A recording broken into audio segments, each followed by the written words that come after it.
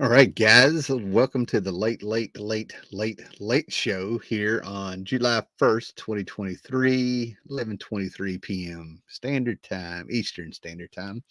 And basically, I have spent the evening and a little bit of the afternoon straightening up this comic book room, rearranging things, getting things tight in the boxes, and getting a lot of stuff in storage there, stuff so I can shut that door. I don't know. Maybe if I get it done, I might do a 360 with the camera there. But oh man, got a lot done tonight. The other thing is I shot a proper video the other day, and I don't know, man, the audio was really jacked up. So this is probably the second or third video in 10 years where that happened, and I never get a reply back. Hey, John C., what's going on, brother? So I went out and bought a new microphone, and that's tonight is the excuse to check it out, see if it works. So let me know how I sound, right? So the last 2 days, I've just been driving around, got a real small, humble little flea market haul here. Um, Man, I don't know, man, maybe $20 for all this. I don't know. I didn't really, you know, paid that much attention. But I went to two different flea markets. Actually, ran into a couple people I knew, some people I hadn't seen in forever. So it was really cool to say hello to them and stuff, right? But and I also stopped at Ollie's, that great Ollie's outlet and stuff, right? And I found something that really confused me to a certain extent because it's not that big a deal, but apparently I just never it never popped in my head. Let me grab something right here. All right. So anyway, for you guys that popped in here to see this stuff, I'm going to show you something that's right off the bat's going to chuckle. Now, I sold my VHS collection, sold my VCR, and I got a great price. I got a couple $100 for it. Cannot complain considering it's VHS. And I kept a handful of things for the nostalgia, the collectible, my Johnny Quest, my Indiana Jones proper, the original trilogy from the 80s, which is all you need. But anyway, but it kind of cracked me up. But I saw something, and never in my life did I think I would buy anything that is in KOTB, right? But this cracked me up. But I saw this, and I think I got this. This little combination of stuff came to $5 and stuff, right? But on the first day I saw this, and I just laughed. I mean, I got this for the shits and giggles, if you will, right? So anyway, New Kids on the Block VHS tape. This is probably 1989. Yeah, 1989, right there it is. There was nothing like walking around the skating rink and being like, "Oh no, they're playing Hanging Tough again." But anyway, it's got some other videos on there, and check it out, man. There's all their names on there, right? So, oh come on, we'll give it a second there. I'll just read off the names for you since it's not going to show it. But there's Joseph McIntyre, Jordan Knight, John Knight, the brothers, Donnie Wahlberg, and Danny Wood. We have Please Don't Go Girl, You Got the Right Stuff, I'll Be Loving You Forever, and Hanging Tough from 1989. So I thought that was just hilarious. So they are hanging out on the block. So there you go. That was funny. But to redeem myself, all right, Doom Space Marine. Yeah, let me know how I sound. I have a new microphone I'm testing out. I made a video proper and the audio is horrible on it. And it's like the third one in 10 years that's ever happened to. So I have a new microphone just to check it out, man. All right. So to redeem myself after the NKOTB, I found this. And what made it even better is that this is a demo tape that makes it just it's not supposed to be sold. Okay, but again, yeah, I got a little Hellraiser Inferno there, a little pinhead, the terrifying new chapter in the Hellraiser legacy. And I love this because, like I said, this is a full-length screener for video retailers. This was They would get things like this to see if they wanted to rent it in their store to make sure to see if it was too much. You know what I'm saying? So what's going on here? Oh, a little scratchy, but I'm coming in loud. Hey, Eric Breen is here also. All right, I turned the microphone down a little bit. I don't know what the scratchiness is, so it's all about testing here. But I turned the microphone down a little bit. Oh, thanks, John. See you, Kira. Brain, great to see you, brother. Great to see you. Just testing out some equipment here, man. Kira behind you looks awesome. Thanks, man. Yeah, appreciate it. That deserves a spot. I love that box set. My wife bought that for me for Christmas. But anyway, not only am I like a Hellraiser fan and a Nightbreed fan, the Nightbreed I kept in VHS, but Nightbreed comics, and I have a whole shelf here of like Hellraiser trades and the Hellraiser Epic Square Bound series that came out. Always keep an eye out on those, out for those, right? Okay, and then we go from something just as like hellacious as the Hellraiser and Pinhead, and we go to something very, very sweet and humble and apple pie and American and stuff, right? But I found this. This is from 1962. Happiness is a warm puppy. This is back when Snoopy was still a puppy. But this thing is an amazing shape to be from 1962, 61 years old. And Donna, whoever you are, thanks for taking care of this until I can get my hands on it. And of course, check out the copyright date. But yeah, I grew up on Charles Schultz. I mean, I was reading Peanuts and Charlie Brown and watching the cartoon specials before I was reading comics, probably, right? But yeah, all about what happiness is and what they can bring you. All right, thank you, Doom Space Marine, for yeah, thank you, man. Appreciate that. I think I'll mark this setting on here if this is going to do it. Thanks, man. Appreciate that. Okay, and then let's see, is that from? Oh yeah, I got two records that same day also. Right now, these two records, I have four records I'm going to show, but these two records, they are the records themselves are a disaster. But basically, I like the sleeves, the covers here, and the way I go around looking for, these are probably $1 a piece at that. But the way I go around finding records and stuff, I will find great records with horrible record covers and sleeves and stuff, right? But anyway, it just amazes me when I find prints. But from '87, double album, Sign of the Times by Prince.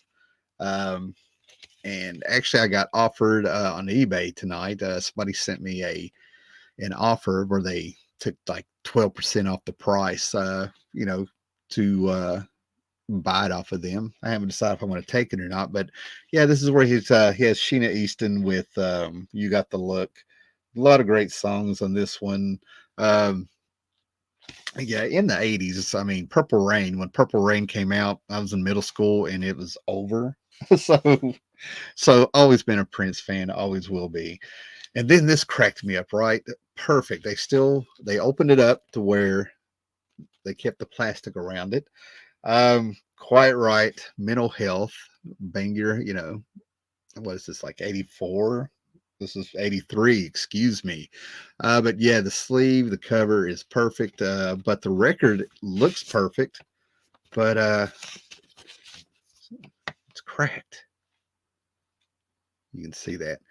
But basically, I'm going to be able to now find the album, and I'll have a perfect album cover here for it. And Frankie Banelli, I'm gonna go ahead and share a little bit.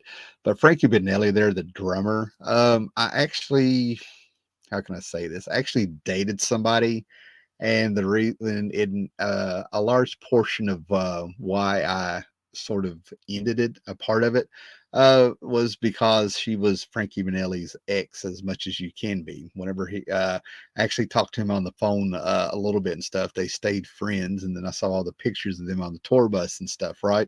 So it kind of cracked me up where I'm like, I'm sitting here on the phone talking to Frankie Banelli, dating somebody he went out with and stuff, right? But there's more to the story than that. So we'll just leave it at that. Okay, now that's day one. Now we're getting into today, day two. Um, and I found some interesting stuff, right? Stopped at an Ollie's and I saw this, and they're already gone, but they only had this one, right? But I don't know if you guys know Bucky O'Hare from the 80s, from Continuity Comics and Mike Golden. And they actually had a cartoon series in the 80s where I kept the VHS a little bit. These might be on YouTube, I don't know, but I got a kick out of Bucky O'Hare. Okay. And apparently in 27. So this is a comic that came out in the 80s, a cartoon that came out in the later 80s, and then we jump ahead here to 2017, I believe. And all of a sudden, Ollie's has a Bucky O'Hare figure, First Mate Jenny. And then when you get back here on the back of it, you get a sample of that continuity art from the comic books. And you see there's a Bucky O'Hare figure, and there's going to be 4 or 5 more. I've never heard of this toy line. Uh, this is something I would have jumped on if I'd known about it and stuff, right? So yeah, really kind of amazed me there. And I got on Instagram. Follow me on Instagram, and I put it on there, and a few people who are in a toy community let me know a little bit more about the line and stuff that more came out. But that that blew my mind. I did find some comics. You know, this is a comic book channel, but I think these were $2 a piece. I think. Anyway, but I found this. Another first appearance of Omega Red X-Men, Jim Lee.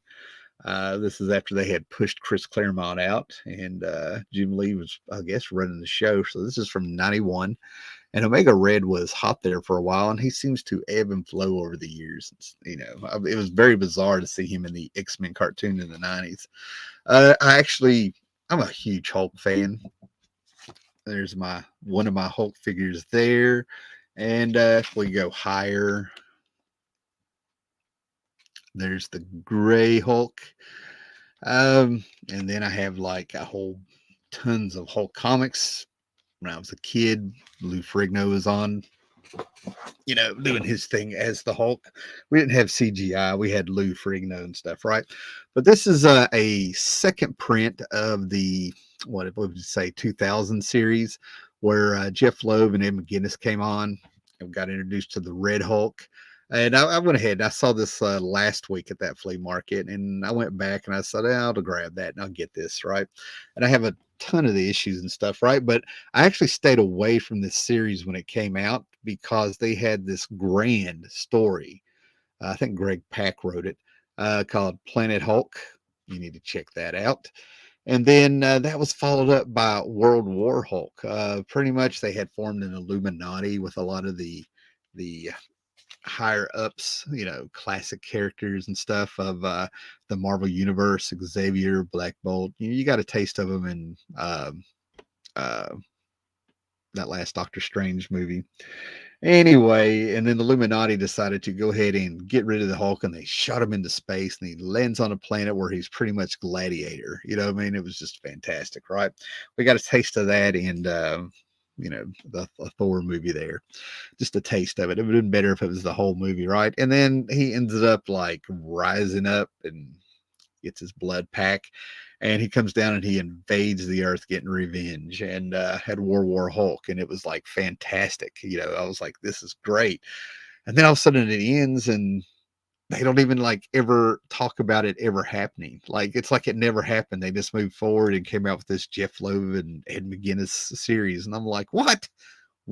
Oh man, I was irate. I'm like, you just had like, you know, you had gold there. You just had this classic story and stuff, right? It was just so cool, man. And then I'm always getting source material. Um, I mean, as a kid, I still have my handbooks of the Marvel Universe. I still have my Who's Who, and then over there, I've got my official handbook to the Conan universe, Hyborian Age, and all this stuff that put out my Who's Who and Star Trek, everything. I've got like 2 boxes full of short boxes full of this stuff. And then they started bringing these out again in the 2000s and stuff, right? And they don't really, to me, have the magic, if you will, that those original ones by Pete Sanderson and Mark Grunwald and all those guys had, and all the writers. But still, you know, I still get the source material. I'm that guy, man. I will just sit there and just read their biographies and read their powers and kind of check to see if I have their first appearance or any comics that are mentioned. Yeah, I dig that stuff. You know, that's how you get to learn the trivia there.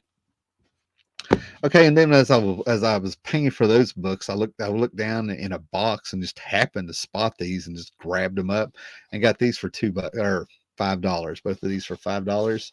I grew up on Mad Magazine. It was in the house. Okay, Mad Magazines. Um, Don Martin little pocketbooks like this. I still have a big stack over there and stuff, right?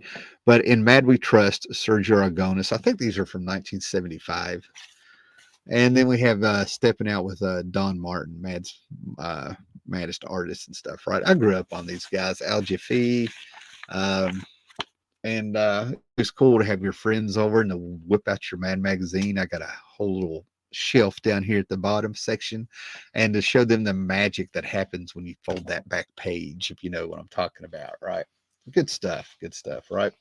Now these albums are beautiful and they work. I mean, they're great. I could not believe I found these. And the guy who was selling these had a sale going on in his section of the flea market because today was his birthday.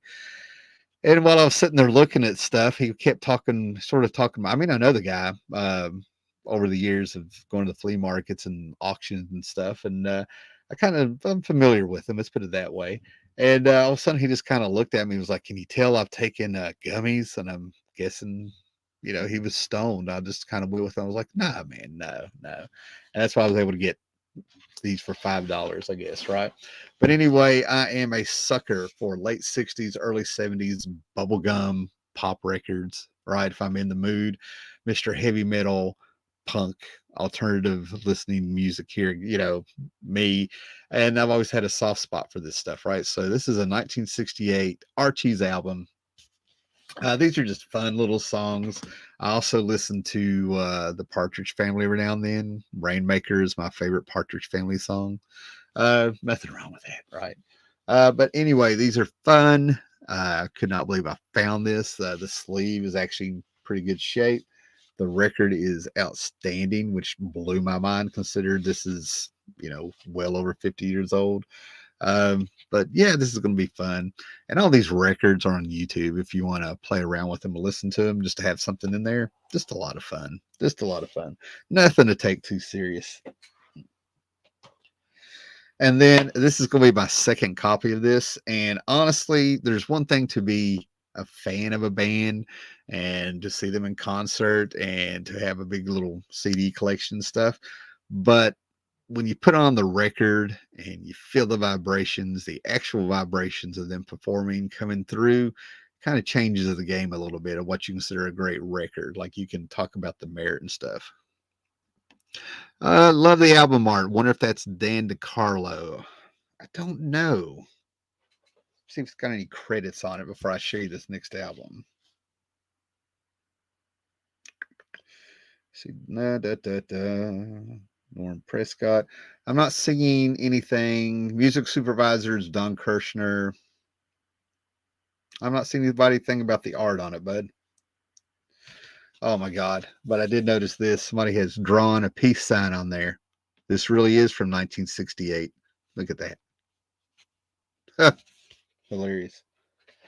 But anyway, you can definitely tell a difference there when getting back to the music. You can tell a difference when you actually have the record on, the speakers beside of you, and you realize that digital recordings are a little bit thin, just a little bit, but then some people sound no difference. There's no difference between their record and their CD or cassette or something. I went over the years. I really compared all of them and stuff, right? But this is one of the best albums, I think. Like this is exactly how they should sound. At least in this one, this is gold. This is my second copy. I will pick these up all day. The album itself is wonderful. Uh, I mean, I cannot get over this. This could be in better shape than the one I have, and I listened to this, but it's the Police Synchronicity. You really just got to sit down and just listen to this album, and especially the song Synchronicity about how the creature from the Loch Ness is coming to the front door as he sings other things. The arrangement, the poetry, being the king of pain, all the great stuff came out of this one, man.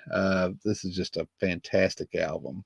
Walking in Your Footsteps. I mean, there's not a bad song on this. Synchronicity 2, Every Breath You Take, King of Pain, Wrapped Around Your Finger, Tea in the Sahara. In 1983, that blows my mind. And I actually remember being 10 years old and watching a concert they had. I think it was on Showtime, and then they just disappeared. When I finally came around to liking the Police, they disappeared. that was about it. So, guys, this was just like I said, this was a real quick, a little video just to kind of check out the equipment here.